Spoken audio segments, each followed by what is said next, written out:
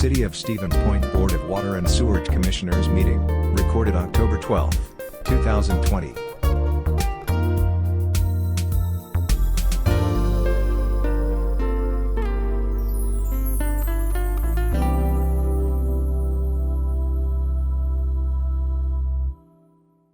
All right, welcome Carl. According to my cell phone, it is 12 o'clock, so we will begin. Thank you all for attending. As usual, the first item of business is the approval of the September 14th minutes. Are there any suggestions or changes? If not, a motion to approve is in order. Haynes will move approval. I'll second. All those in favor signify by the sign of aye. Aye. Opposed, same sign. Motion carried. Approval of the claims. I noticed in an email we got after we got our packets at the door that there was something about a new email that said the sheets were in the right order. Does that mean anything? Oh yeah, on the first go round, the electronic delivery, there was a couple of PDFs that were upside down. So if anybody's looking at the digital copy, just look at the more recent one you got. That's all. All right. Thanks for the clarification. So as is customary, we'll go through water department first. Any questions? I do. So there's two, it's 54690 and then 54742. It's both Wisconsin Public Service monthly gas and electric charge. So one is at monthly charge and the other one says partial monthly. But the one that is partial is a lot more, unless I can't read across the columns, is a lot more than the monthly. So I was just trying to figure out what is going on there. Yeah, I think I'm gonna let Mary tell you about we're struggling again to get them to send us the bills for the previous month in time for the commission meeting. I'm not sure if that has anything to do with this or not, but Mary, if you could chime in, that'd be great. That's correct. So the first smaller amount is also a partial, and I'm sorry, I just missed that on the description. So that was the bills that were missed on the last month's billing.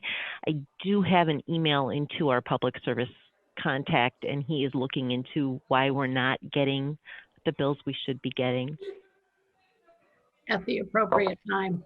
So what is right? the, I'm sorry. I'm sorry. I was just wondering what the actual monthly bill is then, if these are prior. So the that second check would have been last month's Wellfield invoices, and then all of the current charges for Well 11 and our other entities that we have. The prior billing did not include the Wellfield. We just got last month's a little bit late, so it hit here, and we got this month's before the end of the month. So normally you only see one of them hitting at the same time, but our main Wellfield, or I shouldn't say Well 11 is our main Wellfield, but the whole Wellfield Road Wellfields were missing from the first check that you've seen issued. And then this second check includes the Wellfield billings for the prior month that we missed, plus the current billings for the rest of our units. And this holds for water, sewage department. That would just be for the water portion of, so you'll see this same check number on the sewer and on the stormwater. Storm really only pays for the lift station by the Michigan Avenue underpass, but sewers portions would be on their report. This is just the water. Yeah, I noticed them on the report once we get there, so I won't ask about them. Well, so good question, Anna. By the way, would you guess that from your prior experience when we weren't having problems getting the invoices that the amounts we're paying are indicative of what we should be paying? Yeah. Yes. So that check for 9,000 is actually much less than we would normally pay. The 19,000 is a more accurate of what we would typically pay per month. But it's just, sadly now, this 19,000 is 1 month behind for Wellfield Road properties, but it does have the current bills for the rest of the properties. So it sounds to me, based on your specific answers to these questions, you've got a handle on it. I try, thank you. Okay. Any other questions in that regard? Or any other questions on the water claims? This is Carl. I had a question on 54643. Just for my own education, what's a jumping jack? A jumping jack is a tool to compact after you excavate. So it's a little vibratory jobber that you walk behind and it kind of jumps up and down like that. It's used for compaction. It's just one style of compactor. Thank you. I feel educated. Sure.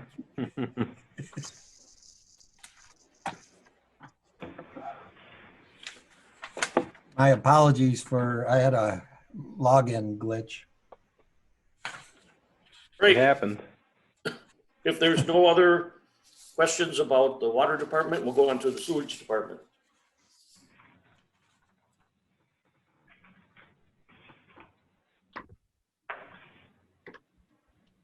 No questions? If not, let's go on to storm sewer.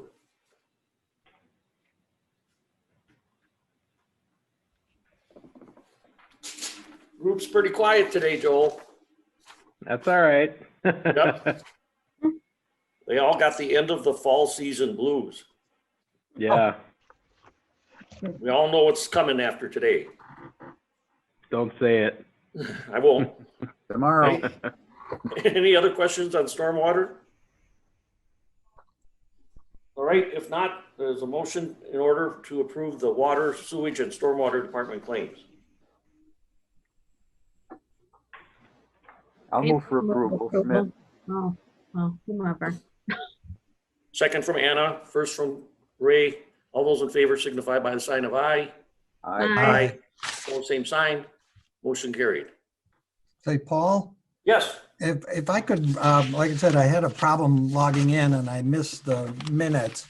I just had a question that I noticed when I was going through them is that we don't include attendance and absences at the top of the minutes. The last time we had that was back in May. I went and checked on the city website. Starting in June, we quit showing who is attending a meeting. And what stood out for me on the minutes is on the approval of the August 10th minutes, it said Carl wanted clarification. And for the public that would view on that site, they would have no idea who Carl is.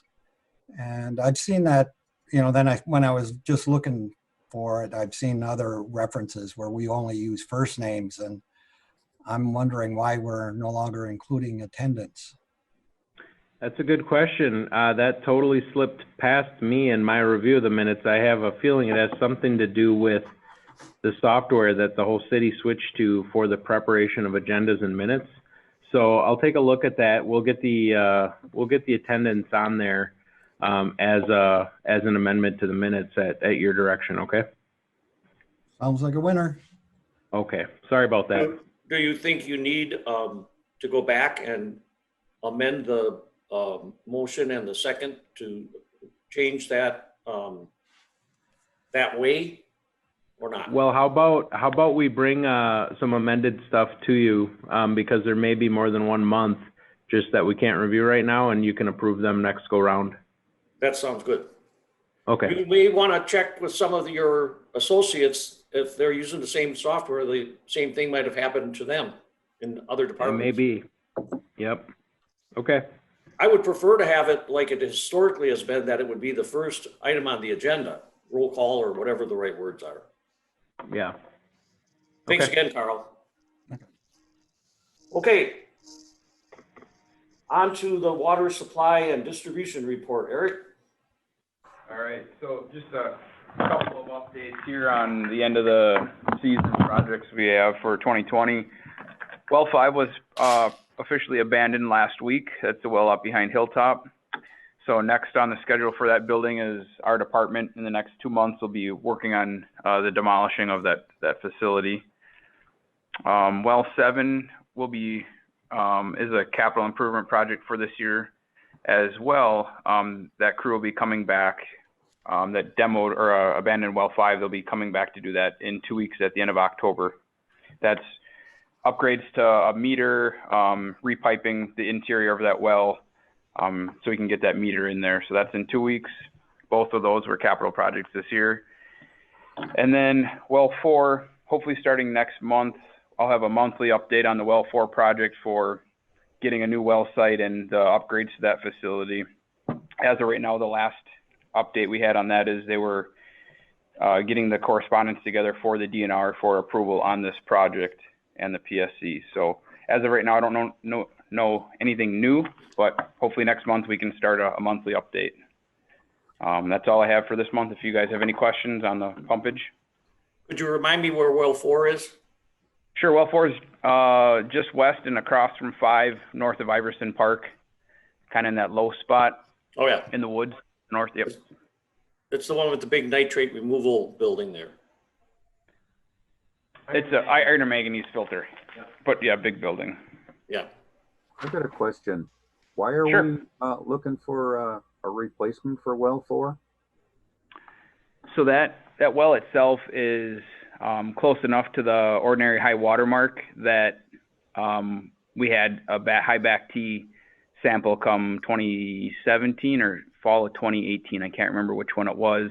So it's been offline since then. We either need advanced disinfection, which means a ton of upgrades to that facility on one of the oldest well we have currently in the system. We have to rehab that well every couple of years because of the iron sludge that comes into that well. So it's just not efficient enough to keep online with a multi-million-dollar advanced disinfection upgrade. So we're just going to try to resite that well elsewhere. Okay. And to be specific, it's just the vertical well component of it. You know, well before that treatment plant was built in the mid 90s, well 4 would have sat there existing like many of our others, a small building, well in the ground out to the system. So the large structure there and the treatment will remain. We're just going to move well 4 to a different site in hopes that we don't come into the same issues that we've experienced in the last couple of years. There will be some upgrades to the facility itself, but those are minor compared to the new water quality we're hoping to find. So when you say relocate this, the water, actually you'd be relocating the, sorry about that. You'd be relocating the point and the casing, right? Right. Correct. Yep. And how far away, I assume that's in the same vicinity anyway. Are you going to like try to go closer to the bluff, or what direction do you think you'll be going? It looks right now like we'll be going to the northwest most likely. It's going to involve either constructing on a piece of property that we acquire or in a piece of right-of-way or something like that. But up on top of the bluff in the neighborhood that's up there is going to be the site that gets us out of being, you know, within feet of the ordinary high water mark there. So, you know, this is going to be something where, you know, we have the engineering portion of this approved already, and that's what we're working on right now. When the project has a more clear scope as far as what our solution is, that'll come back to you, and you'll probably see a refined number in the capital that we do for December's meeting. But the plan is somewhere to the northwest there is very likely going to be the most practical spot. I have a question about whether we need well 4 at all. Don't we have enough capacity without well 4? Sure. Well 4, like well 11, we have 2 treatment plants in the system. Well 4 produces some really, I guess I'd say clean, even though that's not the word I'd prefer just, it just describes it the best. We treat to very, very low iron and manganese levels there, which is a really good thing for the system. So yes, from a volume perspective, we have plenty of capacity in our system without well 4. However, it is some of the highest quality water we put into the distribution system. So maintaining the value we have in that treatment plant is a really good thing. Also, Ray, I'd like to add that the remoteness of well 4 compared to 11 and the Wellfield Road, that if we had a natural disaster and also all Wellfield Road was inaccessible, we have a separate location to pump water and to control SCADA and It's good for redundancy. exactly. So that's another benefit. Okay, I understand now. Thanks. Yeah, you're welcome. Yeah, that makes perfect sense that if, in case we have an unexpected event, whatever that might be, that we can't rely on just 1 or 2 wells, so. Right. All right. Any other questions? If not, we'll go on to the sewage treatment operations report. Chris? All right. The wastewater plant met all the permit requirements for the month of September. We were able to keep the biogas engine running a little bit better than we had before. We still have a couple issues that we're fighting on it, but we've gotten a lot better. We've been able to produce about 30% of our electricity and 80% of the heat that we've needed on site. And that's with the dryer operating. So that's a pretty big number dollar-wise.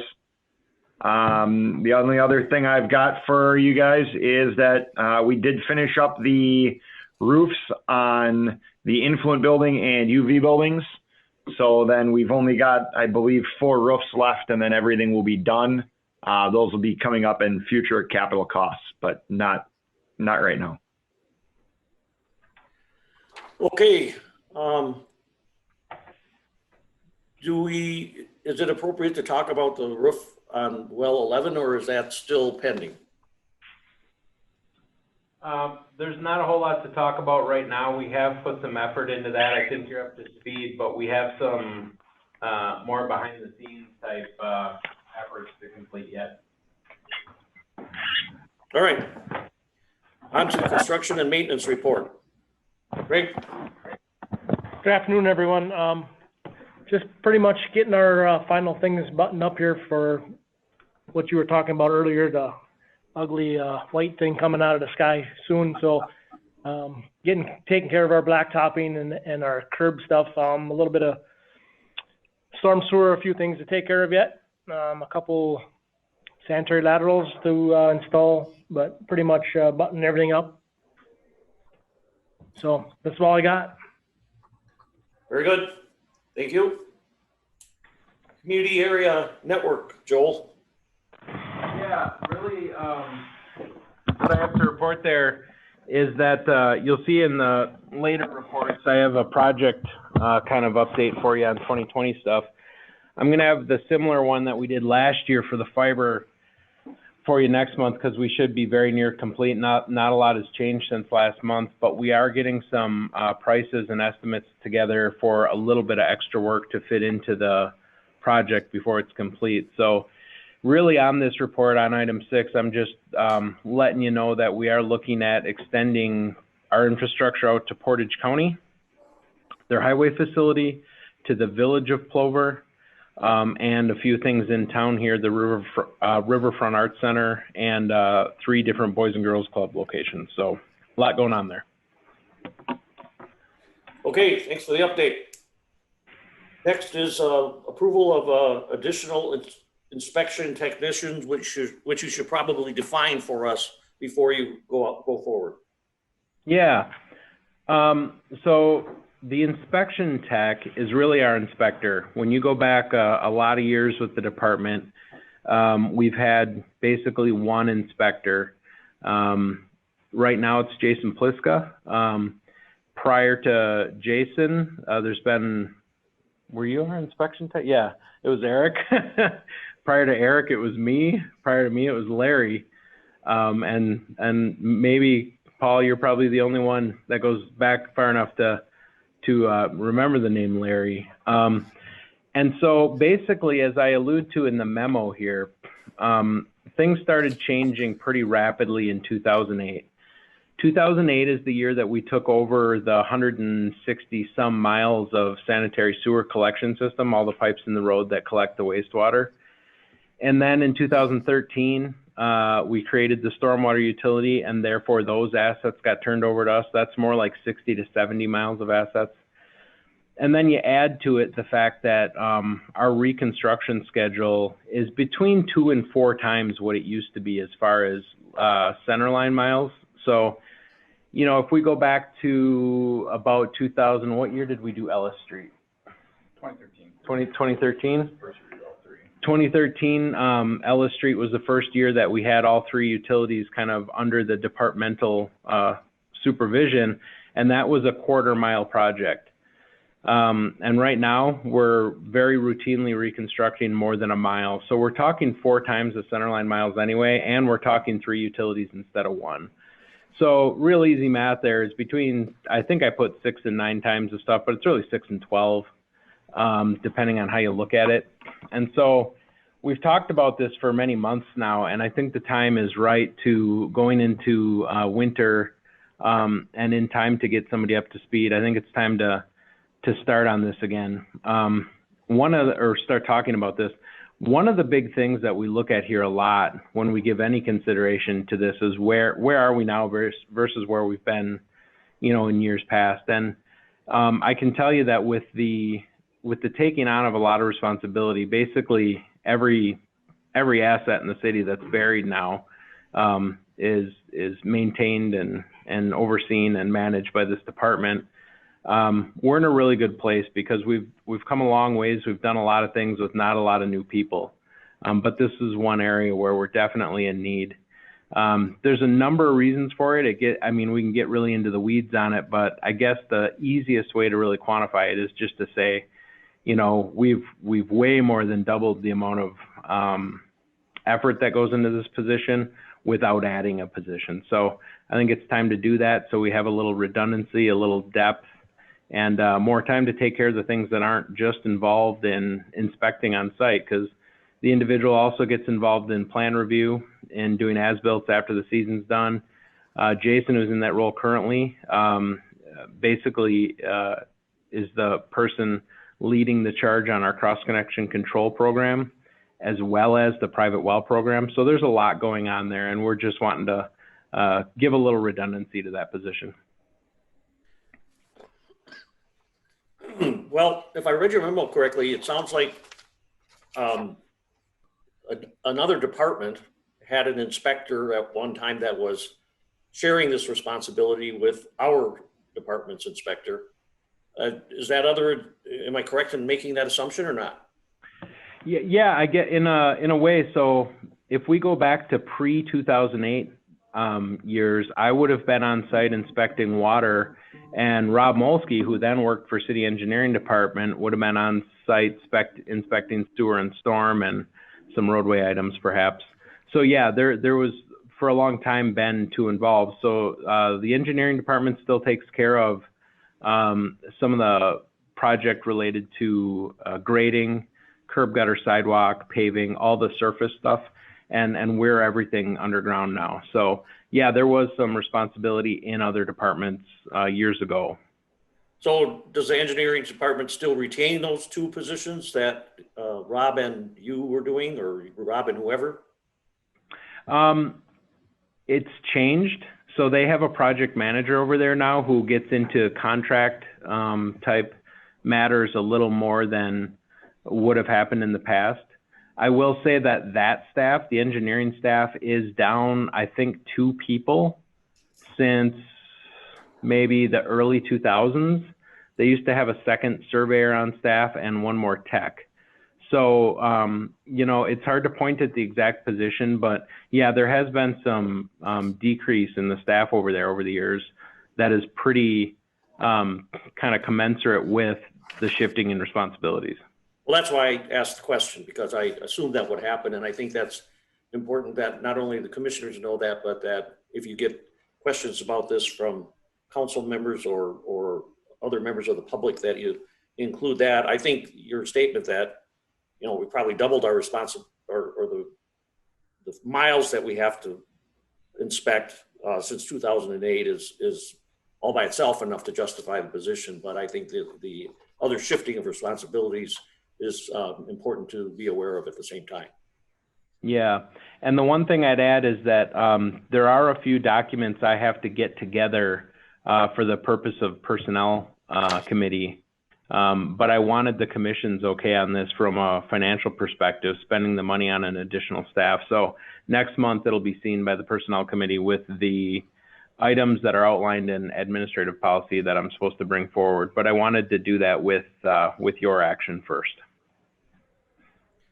Anybody else have any questions? So I have a question, because this says it does not include benefits, but we pay for benefits. Isn't that correct? Yeah, I was just including the dollar amount that is the wage. You But know, it's roughly another, like, speaking. 50%. You almost have to double that, wouldn't you? Mary, are we at like 48% we typically put in there, something like that? It's an estimate, yeah. Correct, 48. Okay. So another, yeah, 28,000 or so. Any other questions? Okay, motion is ordered to approve the request for the new position. I'd move for approval. Whole second. All those in favor signify by the sign of aye. Aye. Aye. Opposed, same sign. Motion carried. Joel has another memo related to reallocating of consulting funds. Joel? Yeah, and let Chris jump in here too if it comes to it here. We have two projects that are very near closing out here. The large wastewater treatment plant improvements that we're doing for dewatering, drying, and the digestion project across the street. And then the lift station upgrades that we did too with the replacement of 5. We had a common engineer on those two, it was Donahue and Associates. And we had some conversations with them where they indicated that thankfully, and I can't say that it happens often, but when it does, it's great. They've come in with some time that doesn't need to be billed for those two projects. So we are in need of a new facilities plan amendment. Chris has worked with them on scoping that work, and that was, let's see. Nope, that's my next one. I may not have attached it. I apologize. There's a scope of services set up for a new facilities plan amendment, and that is very timely. We are getting quite a bit of interest in the city, and that ends up coming to the wastewater department related to development interest in the East Park Commerce Center. Can't really go into it further than that, but it is going to result in us taking a very close look at our phosphorus limits and the loadings to the treatment plant. And since we have these dollars approved for engineering services, we thought we'd see if we can just reallocate them to this effort to get it going right away, because it's kind of one of those time sensitive things. So that's what's before you. Where is the East Park Commerce Center? East of R, north of HH. Think over where east of Land's End there. The Lineage Logistics it is currently called as the Service Cold Storage Building. I think it opened up as the big freezer out there. So everything from there east all the way to Burbank, there's 600 or 700 acres over there. Wow. It's the largest certified site in Wisconsin. The state of Wisconsin has a program called Certified Sites where you go through a bunch of work and effort to basically take some of the painful measures of development out of the hands of the developer. This was done back in 2012 or 13. That was all done. So the site is prime for development. And with a site that big, the developers that could come in could bring us a lot of water, a lot of high strength wastewater, so on and so forth. So this will help us get to a point where we have solutions quicker if somebody's ready to pull the trigger, because private money moves faster than municipal money. So the more ready we can be for something like that, the better. Are we to understand that the city currently owns all that 700 acres? No, they don't own it all, but it is all annexed into the city, and there's a lot of options that the city holds on land out there. Okay. Other questions? So the total of the difference, I haven't done the math. Have you, Joel? We're between 85 and 98,000 left, somewhere in there. Chris, you might have a closer number than that. I do not. Okay, I think this scope was $86,000. Is that right, Chris? Yes. And I know that this scope was totally included in the amount of effort that they could allocate to it. I think there is some change left on top of that. But yeah, this is totally within there. And I do apologize. I must have missed it in review. I can actually pull it up real quick here. Give me just a second. I'll pull up the Just scope so of service. I'm understanding, it's identifying like another project that we might need for the sewage treatment plant. Yeah, Chris, you want to explain a little bit about the facilities plan amendment? Absolutely. So basically what it's doing is it's kind of giving us a roadmap, kind of to use a children's book analogy, kind of a choose your own adventure kind of direction of which way the city decides to go. So looking at all the different things that we have potentially coming up and potential bottlenecks that we could run into over the next 10 to 20 years, being able to go through and say, all right, yep, we've done some planning into this already. These are some ideas we've come up with. So it's a lot quicker to, as Joel said, municipal money doesn't move very fast. It gives us the option to cut out 6 to 8 to 12 months out of a project that, would be spent trying to get engineering done and figuring out different options. We'd already had those options kind of set forward and have a lot of homework done so we can make the right decision. And I've just pulled up here, hopefully you can see on your screen, the 5 compensation. Is that what you're all seeing? Yep. Okay. So services will not exceed $87,080 without prior written approval. So that's the scope of services for this. And if I go way back to the top, they give I'll send this out to y'all because it just got missed it should have followed my memo. The background. So here's what we're looking at. So right here, purpose of this project is produce comprehensive facility plan amendment, outlines well-conceived and prioritized capital improvement program for the facility. So we've gone through these in the past, and the good news is we've actually carried out quite a bit of the effort in our previous version of this, right? We've just finished up a really large upgrade at the treatment plant. And so, the next version of a facilities plan amendment would be, from where we stand right now as a jumping off point going, what's next? What do we need to do? Well, I just did some quick math on that page 25 of 29 where it shows the contract amount versus the paid to date number. And for both projects, the difference comes out to $364,000. I assume Right.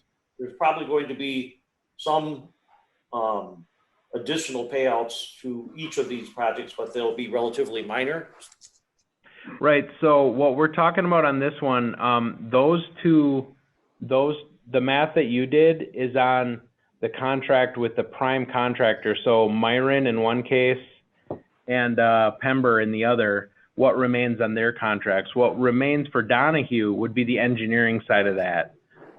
So it's just, I believe it's just a shade over $90,000 left over. Okay, thanks for that clarification. You bet. Any other questions?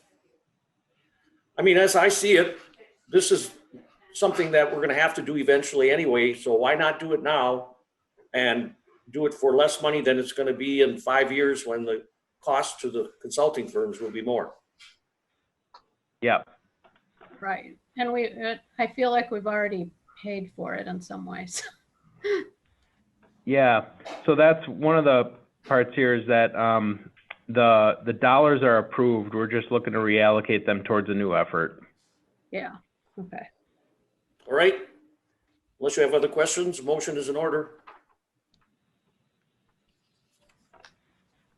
Haynes will move approval. I'll second that. Further discussion? All those in favor signify by the sign of aye. Aye. Aye, pose same sign. Motion carried. Okay, 2020 construction projects, Joel? Yeah, and this is the document that Mary sent with them put the right way, and then I bring up the wrong one. But anyway, so the two projects that we're reporting on here, here's the big one, the upgrade for digestion, dewatering, and drying here, and you can see this is the math that you were doing, Paul. We're very, very near. Basically, what we're holding there is that $222,000 of retainage, and in the next couple months, we'll probably release that too, as long as the big punch list items are completed. So that is the upgrade over at the treatment plant. This project here is the 5 lift station replacements, also very near completion there, and we'll probably release retainage on that before too long also. We are working through some change orders there, though, that are actually negative change orders. So this one won't probably percentage-wise get quite as close to fully paid out. It'll probably be closed out without getting to the contract amount. Here's a graph on the first bigger one. You can see the lines are coming together, so we're right there. Line has stayed pretty steady as far as this red line is the contract approval. So a few small change orders in here up and down, and then you can see the rate of spend out on this one. This just shows the most recent payment application. That's what's in there for, so you can compare the numbers. And then this is the lift station project, and we're gonna probably keep a good portion of this gap in there, just because it came in kind of under our expectation there. Okay, any questions? If not, on to the director's report. Before you do that, I didn't catch it, but my wife saw our director Lemke playing a role in a television report about what a great new city garage we have and all kinds of other things. He was trying to upstage the mayor there for a while, according to my wife, but finally art and knew better. But wanted to say I haven't seen it, but that was actually the only item on my director's report, was to mention that Channel 12 did some coverage here. Chris and I and the mayor were all interviewed. I don't know who made the final cut. I think Chris saw it, but I haven't. So I just warning you that, don't watch Channel 12 for a while. No, I'm kidding. I was curious, why would Rhinelander rather than Wausau contact you guys? Actually, I think the way it came about was, this solar power purchasing program that municipalities are doing. The mayor and this Megan reporter got to talking about that. And in the process of talking about that, he mentioned the things we're doing over here that also relate to energy conservation, independence, production, and then so we thought while she was here, we should show her everything we're doing. So that involved the new garage with the heat pump approach to using effluent water as the heat sink. And then Chris gave her a tour of the wastewater treatment plant to show her all the cool things that are going on over there. So. Well, you guys are I expected that from the mayor because of the politics of it, but you and Chris are multi-talented. So way to go. There's no triple threats here. I prefer the radio. Yeah. Okay, I think a motion to adjourn is in order. I'll move. Hey, Paul? Yeah. There actually there's 2 news reports that were out yesterday. There's the one that's very easy to find on the news on Channel 12 from Joel. And then there's also one that's just on the wastewater plant itself that was on the 10 o'clock news last night, because that 10 o'clock on Sunday news is definitely the time that they give to the wastewater plants. But that did turn out halfway decent. Obviously, I'm much better behind a phone than a camera. But if you do get a chance, you can take a look at that one as well. All right. Thanks for the update. Now we can adjourn. I'll move to adjourn. All those in favor signify by the sign of aye. Aye. Aye. Opposed, same sign. Motion carried.